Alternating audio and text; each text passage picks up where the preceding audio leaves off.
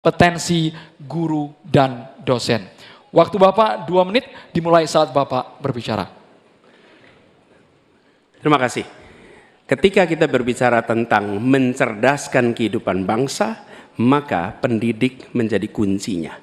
Kita ingin pendidik bisa mendidik anak-anak kita. Karena itu kita harus bertanggung jawab dengan penuh atas kesejahteraan pendidiknya, agar dia bisa konsentrasi mendidik anak-anak kita. Prinsip itu harus dipegang oleh seluruh penanggung jawab kebijakan di seluruh Indonesia.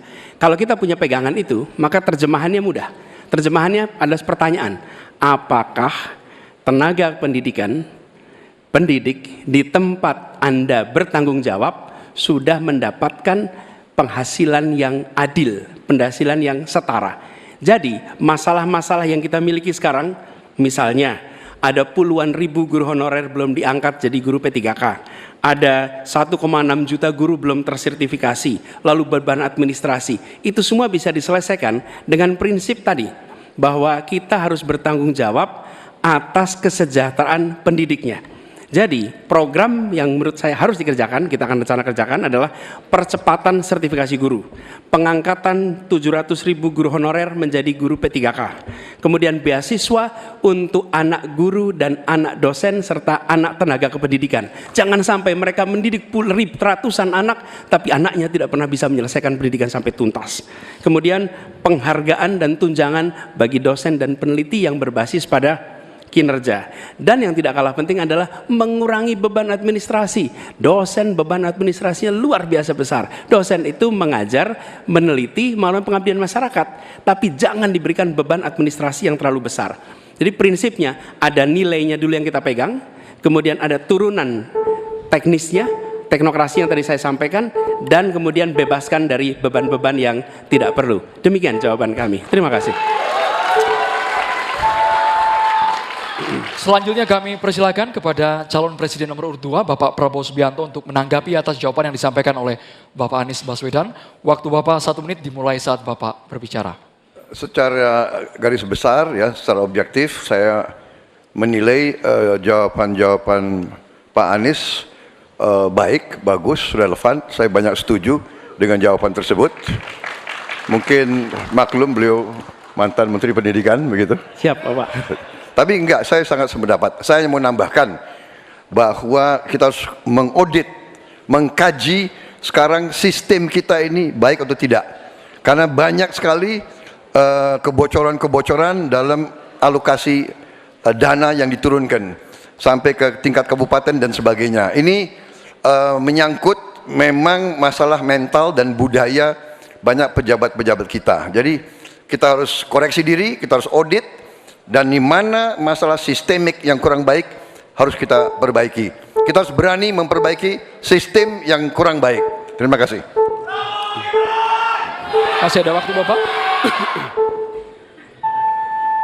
Selanjutnya kami berikan kesempatan kepada calon presiden nomor urut 3, Bapak Ganjar Pranowo, untuk menanggapi atas jawaban yang disampaikan oleh Bapak Anies Baswedan. Waktu Bapak 1 menit dimulai saat Bapak berbicara. Kalau pendidikan mau maju, maka fasilitas mesti diberikan.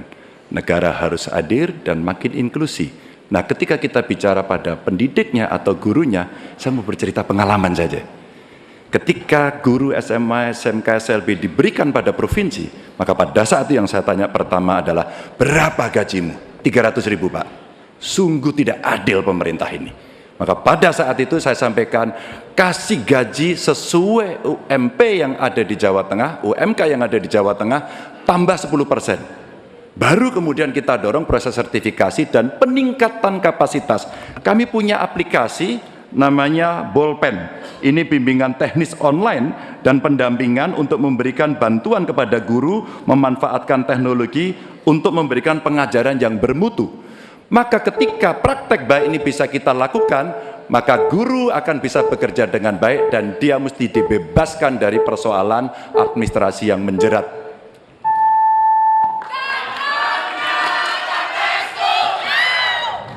Selanjutnya, calon presiden nomor urut 1, Bapak Anies Baswedan, untuk merespon tanggapan dari calon presiden nomor urut 2 dan juga calon presiden nomor urut 3. Waktu Bapak 1 menit dimulai saat Bapak berbicara. Terima kasih Pak Prabowo, terima kasih Pak Ganjar atas kesepemahaman terkait persoalan ini.